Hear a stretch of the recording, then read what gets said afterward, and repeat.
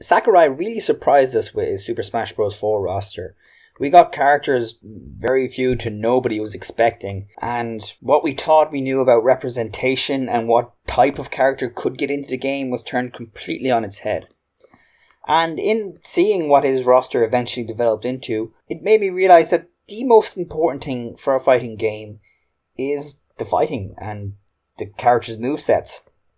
So that's what I'm primarily basing my roster on. I still believe representation is an important thing, but I'm not going to get too bothered about over-representing Pokemon, considering Fire Emblem got like 20 reps in Super Smash Bros. 4. So without further ado, here is my first Super Smash Bros. 5 roster.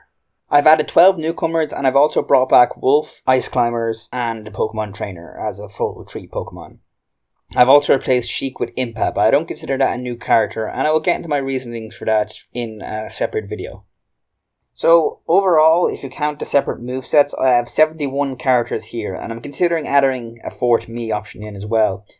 I'm not sure we'll get a roster this big. 12 newcomers is not unreasonable for Smash, but when you get to the 60-70 mark in a game, it takes a lot of work to make every character, even veteran characters.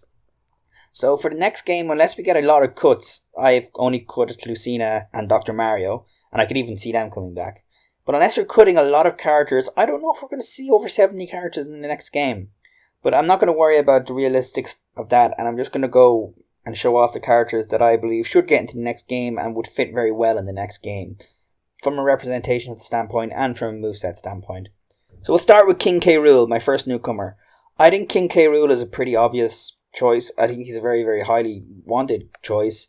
Donkey Kong is one of Nintendo's biggest series, and it still gets games released consistently to this day. Sure, King K. Rool has not been appearing in these games, but I think that makes it even more important that he appears in Smash, because I'd like to see him return in the main Donkey Kong series.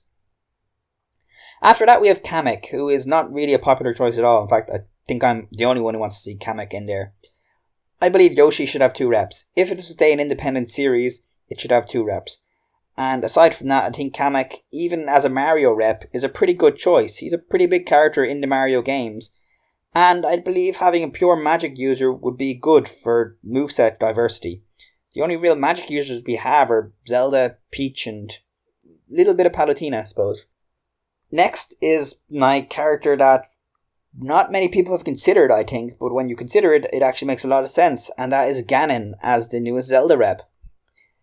I think Zelda definitely needs a new character. We've had the same basic 4 or 5 characters ever since Melee, and I think Ganon is actually the most logical choice. Why? Well, because he is one of the most important characters in Zelda. He's more important than Ganondorf. He is Ganondorf, but he has more appearances than Ganondorf.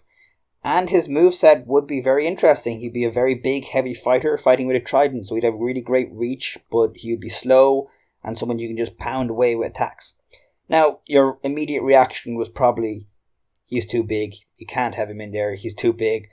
But as Ridley is the next character I'm going to be talking about, that I just don't accept that as an argument. You can resize them. And even though Sakurai has said they didn't want to resize them for Super Smash Bros. 4, I still firmly believe it is possible within the realms of physics. You can resize a big character and have them fight alongside other characters in the game.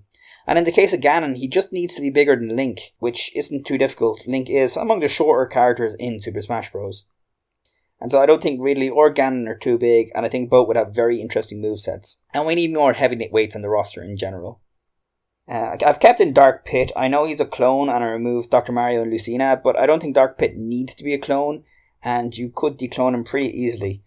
The least of which is given the Dark Pit staff that he shows off in his artwork, that make that his main weapon instead of a bow.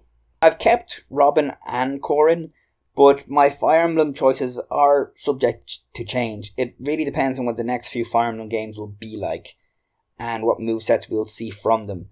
I honestly could replace anyone from Ike, Roy, Robin or Corrin. Any one of them could get replaced if a newer character with a similar moveset that can be ported over appears. Or if they make a new main character that has a very, very distinctive moveset that I feel needs to be in there. Like Corrin does have a very distinct moveset that fits very well. Isaac, I think Golden Sun's a great series, and I'd love to see him appear in Smash in order to boost that series back into popularity and get more games. Will Isaac ever appear? That's actually pretty doubtful. The series is not super popular, but that's mostly the reason I want him to appear. Takamaru, I would honestly be surprised if he doesn't appear. It seems likely now. He has been getting a lot of love from Nintendo. He got to be an assist trophy in Super Smash Bros. 4, and as Little Mac has shown us, that actually does give you potential to get more games and get into Smash. And he appeared in Samurai Warriors 3. But more importantly, he had a main attraction in Nintendo Land, which just really showed that Nintendo considers him one of their characters, that have one of their old characters, when a lot of characters that you would expect to be considered Super Nintendo characters weren't in Nintendo Land. So Takamaru, I reckon he could be in there, and I reckon he could have a cool moveset.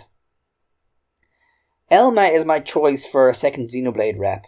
Obvious choice might be Xenoblade Chronicles X's main character, the avatar. I think his name is Cross. But really, see, I don't want to put him in there, or her in there, because unlike Robin and I assume Corrin, Cross doesn't actually play any role in Xenoblade Chronicles X at all. You could remove him and there would be absolutely no difference. You could have just Elma as the main character. She is the one that does all the important stuff in story, and Cross never develops beyond being a viewpoint character for the player. And unlike the case of Chrom, Elma actually does have a distinct moveset that would be a lot of fun to play as, while Chrom would just turn out being very like Marth or Roy, or possibly Ike. Samurai Goro is my next choice. Like Yoshi, Captain Falcon has been around since the very, very first game, so I feel F-Zero should get a second rep. And like Isaac, I would love to see F-Zero getting more games. Or like Golden Sun, I would love to see F-Zero getting more games. Slight concern is that we have both Takamaru and Samurai Goro as two different samurai reps. But I think the samurai style of fighting is distinct enough, and Takamaru has enough magic kind of items in his own game that they wouldn't be similar in terms of moveset. And if they are similar, that could actually make an interesting clone either. Just thinking about that right now.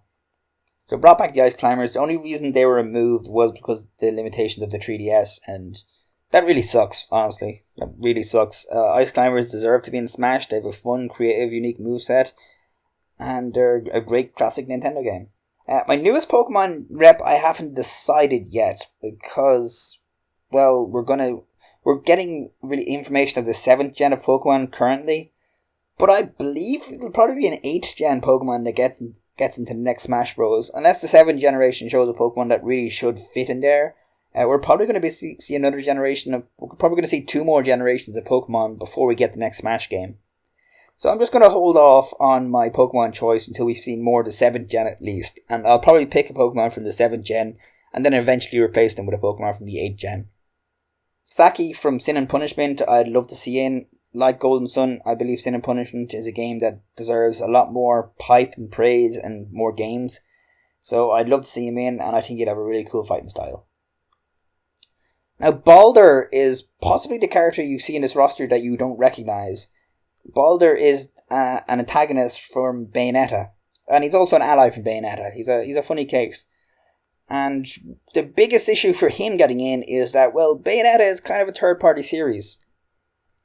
And I haven't added any other third-party characters to get second reps. So you'd think Sonic would be the first to get a second rep. But when it comes to Bayonetta, the Bayonetta series has a much closer tie to Nintendo than any of the other third-party reps that have been here. It's had a major exclusive release on the Nintendo in recent years. And I hope to see a greater partnership between Bayonetta and Nintendo in future years to come. I hope to see more Bayonetta games being released exclusively on Nintendo consoles. That's why I'd like to see a second Bayonetta rep. And in addition to that, Baldur would have a really cool fighting style. He uses a glaive, which is like a staff, a bladed staff that he can separate into 2 swords. Slightly like Pit, except with much more reach. And he uses loads of holy light magic. So he would have a pretty cool moveset in addition to being from a pretty cool game. Bayonetta also won the Smash Ballot, so I think that's a pretty significant achievement, and something that would make Nintendo want to keep her in as a series in Smash. And the last newcomer I've included here is Inkling from the Splatoon series. I don't think Splatoon's going to be a one-hit wonder. It's been pretty popular, and I reckon Nintendo are going to milk that series, and it's going to become one of Nintendo's next biggest series. It's going to be at least as big as Pikmin was, and Olimar managed to get in the Brawl. So I'd be also very surprised if Inkling doesn't get in. And also, like many other characters I've chosen, Inkling would have a really cool moveset. It would all be about taking control of the stage, just like in Splatoon, and using control of the stage in a way to increase your agility. I've also removed Ryu. I forgot to mention that earlier. And that's it for my roster. Tune in. I plan on making moveset videos about every single one of these characters over the process of the next 2 years. I've already done a few for the bigger names in the series. If you want to see any character in particular get a moveset video, then send me a message and I'll get right on that. This is Dedicated Specialist signing off. I hope you enjoyed this, and I'd love to hear your opinions on my roster and who you think deserves to get into Super Smash Bros. 5.